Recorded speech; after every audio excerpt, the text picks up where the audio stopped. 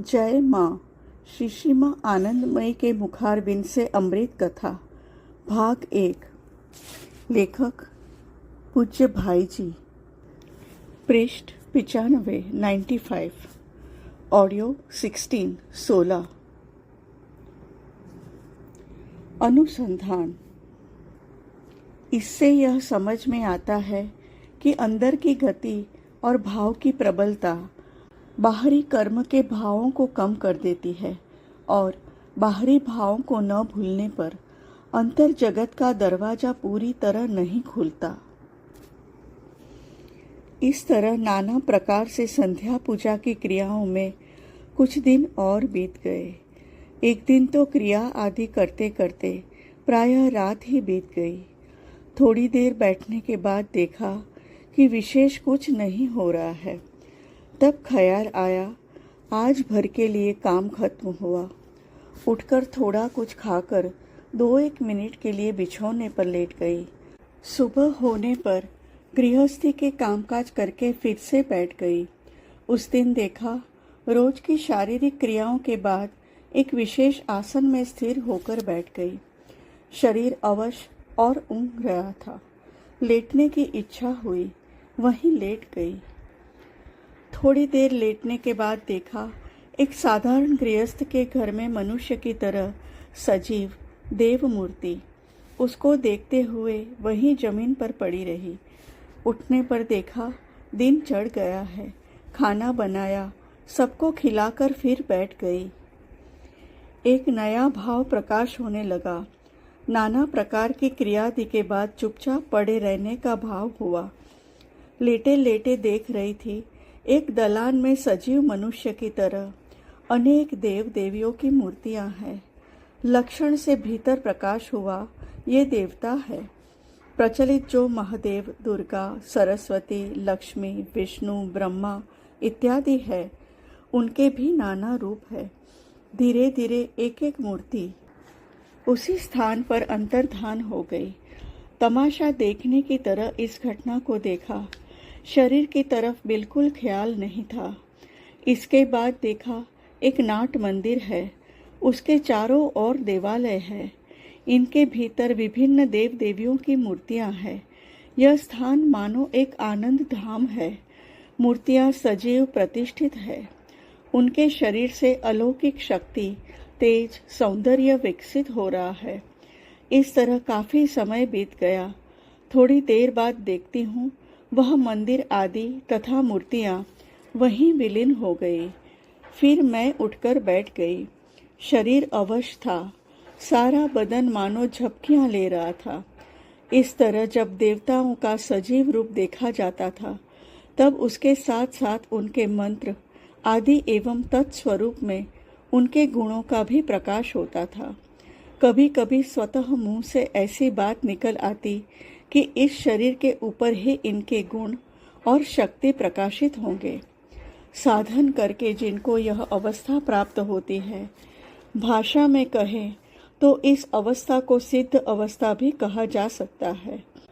इस समय साधक के संस्कार के अनुसार या कामना वासना के अनुसार वर लाभ हो सकता है। इस बारे में बहुत सी बातें हैं। एक दिन और जब ऐसा हुआ, तब उठने पर देखा, शरीर वहीं विविध मूर्ति भाव में परिपूर्ण है। यह अवस्था काफी समय तक थी। एक दिन दोपहर को क्रियादि के बाद चुपचाप बैठी थी। मोहल्ले की कुछ औरतें आकर दरवाजा खटखटाने लगी। दरवाजा खोलकर आकर फिर से बैठ गई। जो आई थी, वह सब इस शरीर को छोटी बहन की तरह मानती थी। मैं भी उनको दीदी कहा करती थी। उन्होंने सुना था कि मैं दरवाजा बंद करके रहती हूँ। खाना पीना सोना सब छोड़ दिया है। कोई बुरी दृष्टि पड़ी है, काल की या महाकाल की दृष्टि होगी। यह सब सोचकर कोई डर से मेरे पास नहीं आता, क्योंकि उन पर भी देवता की दृष्टि पड़ सकती है, ऐसा सबका मानना था। इस घर के सामने से ही पास के एक मकान से तालाब को जाने का रास्ता था। उसको डर के कारण बंद कर दिया था एवं घर के पिछवाड़े से आना जाना करते थे।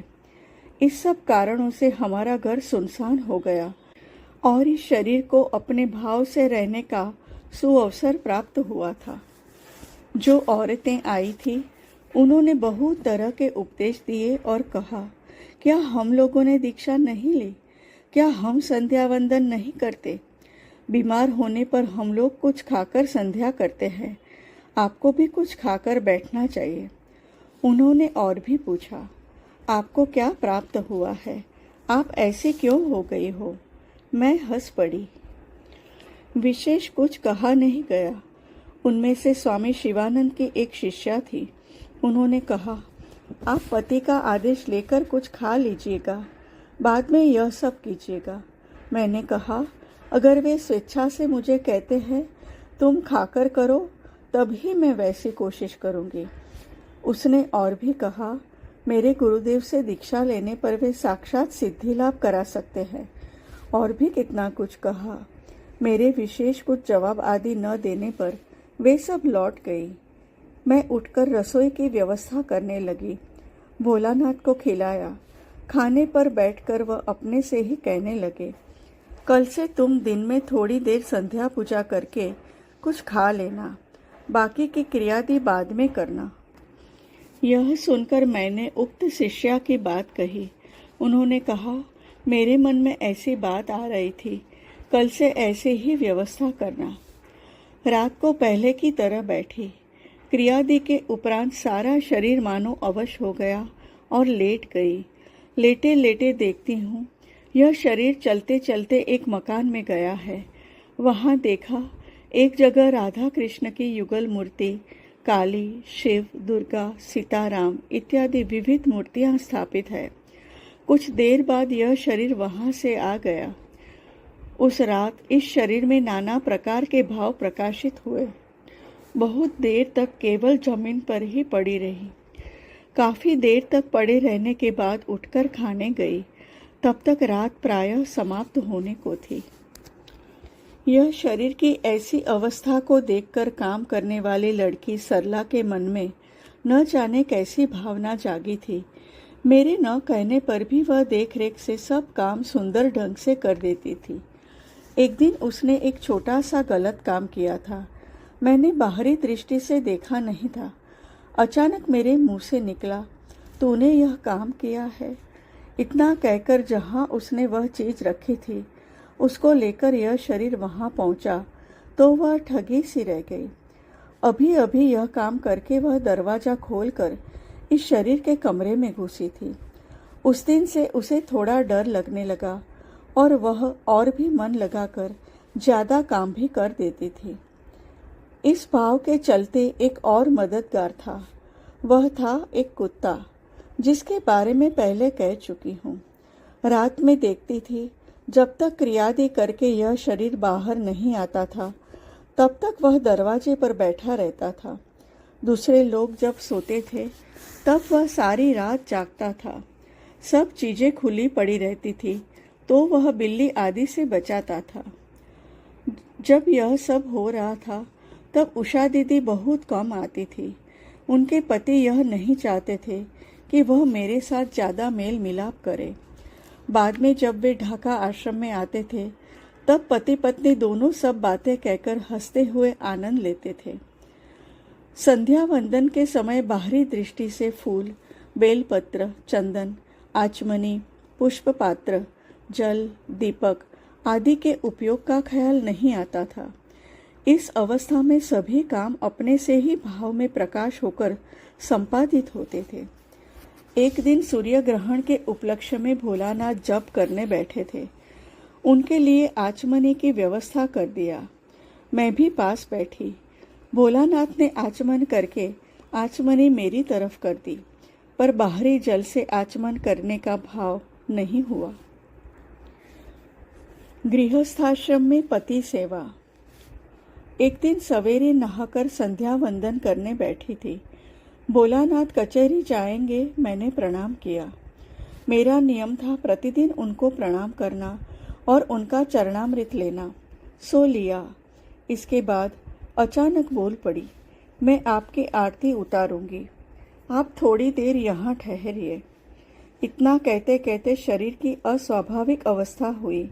सारा शरीर हिल डुल कर भाव विभल अवस्था में खड़े होकर कभी लोट-पोट कर कुछ देर तक उनकी आरती उतारी। वे कचहरी चले गए। यह शरीर अपने काम में बैठा। सांस की क्रिया होते होते यह शरीर जमीन पर लेट गया। पैर पद्मासन की मुद्रा में, सिर पीठ की तरफ सामने का भाग ऊंचा उठ गया। इस तरह एक असाधारण आसन हो गया। सिर इधर उधर घूमा एवं जीभ ने भी इधर उधर घूमकर सिर के ऊपर से होकर 3 बार जमीन को स्पर्श किया। इस अवस्था में दोनों हाथ सिर के ऊपर से होते हुए पद्मासन को स्पर्श करते हुए छाती के बीचों बीच मुद्राओं के द्वारा पूजा अनुष्ठान आदि करने लगे। पूजा होने के बाद देखा कि शरीर एक ही भाव में आसनस्थ है। ख्याल आया, यह शरीर स्वाभाविक कैसे होगा, क्योंकि जरा सा भी हिलने से कहीं न कहीं से हड्डी मुड़कर टूट सकती है। इतना सोचने के साथ ही साथ सांस की गति परिवर्तित होने लगी और यह शरीर पुनः स्वाभाविक अवस्था में आने लगा। एक एक क्रिया धीरे धीरे हो रही थी। काफी समय लगा था। सायं संध्या हो चली थी। उस दिन भी भोजन न हो सका। केवल आदेश पालन के लिए जरा सा चरणामृत मुंह में डाला। कमरों में दीपक रखे। भोलानाथ के पैर धोने के बाद जल इत्यादि ठीक से रखकर खाना बनाने गई। भोलानाथ आने पर उनको देखकर इस शरीर को पुनः आरती उतारने का भाव जागा। उन पर आरती उतारी। उन्होंने भोजन किया एवं मुझे भोजन के लिए कहा। उनका आदेश पालन करने के लिए खाना खाया। आकर फिर से बैठी हूँ। देखा सांस की क्रिया ठीक नहीं हुई है। खूब जोर लगता है। एक घुटन सी महसूस हो रही थी। शरीर बेचैन हो रहा था। सब मानो गोलमाल हो रहा था। भोलानाथ से कहा, शायद भोजन करने की वजह से ऐसा हुआ। उन्होंने कहा, तुमको जिस तरह सुविधाजनक लगे कल से वैसा ही करना। यह सब क्या शुरू हुआ है कुछ समझ में नहीं आता। लोग भी तरह तरह की बातें करते हैं। कहते हैं मैं स्त्रैण हूँ। तुमको यह सब कहने पर कुछ बुरा हो इसलिए कुछ बोलता भी नहीं हूँ। क्या करूं, कुछ समझ में नहीं आता। इस शरीर ने कहा, तुम जैसे कहो, जितना हो सके मैं वैसे ही करने की कोशिश करूंगी, पर इतना अवश्य जानकर रखो, यह सब खराब नहीं है। इतना तो मैं कह सकती हूँ। तुम्हारे बाधा देने पर भला या बुरा होगा, यह कह नहीं सकती। यह सब सुनकर तो वह और भी चिंतित हो उठे। मैं दिन भर खाती नहीं, पर घर गृहस्थी के सभी काम करती जा रही हूँ। इस पर किसी किसी का ऐसा कहना है कि वे जब नहाने जाती है तब लक्ष्मी जी के आसन के लिए लोटा भरकर जल ले आती है और दरवाजा बंद करके बैठ जाती है। अवश्य ही उस लोटे से प्यास बुझाती होगी, अन्यथा बिना खाए कैसे रहती है। और भी कितनी तरह की बातें मैं सुनती थी और हंसती थी। जिसकी धारणा में जितना आएगा वह उतना ही तो कहेगा। किसी का कोई दोष नहीं है। भय का स्वरूप। एक बार ख्याल आया कि महीनों में 3-4 दिन औरतें संध्या आदि नहीं करती हैं। मैं भी नहीं करूंगी। देखा उस अवस्था में भी सांस आदि की क्रिया और पूजा आदि भीतर ही भीतर सब होने लगी। केवल मात्र बाहर से अंग संचालन आदि नहीं हुए। शरीर में हर वक्त नशे जैसा भाव रहता था। उन्हीं दिनों रात में अपनी आंखों से एक काले रंग के नग्न बालक को अपने शरीर के पास देखा। साधारण व्यक्ति इसे देखकर डर जाता, पर इस शरीर की गति ऐसी ही थी कि डर की बात का ख्याल आते ही प्रश्न उठा, वह कौन है, किसको डरा रहा है। एक ही के तो अलग अलग रूप है। यह डर तो संस्कार के खेल के सिवाय और कुछ नहीं है। थोड़ी देर वहीं रहकर वह मूर्ति हंसते हंसते उसी जगह विलीन हो गई थी। यह एक भाव से भरा हुआ अशरीर शरीर का प्रकाश था। आज सुबह नहाकर जब बैठने लगी तब ख्याल आया कि आज तो संध्या नहीं हो सकती है। साथ ही साथ यह भी ख्याल आया, उनका नाम या उनकी चिंता करने के लिए शरीर की पवित्रता अपवित्रता की क्या जरूरत है। ऐसा सोचते सोचते चुप करके बैठी थी। इतने में देखती हूँ कि पहले की तरह सब क्रियादि हो रही है। जय माँ।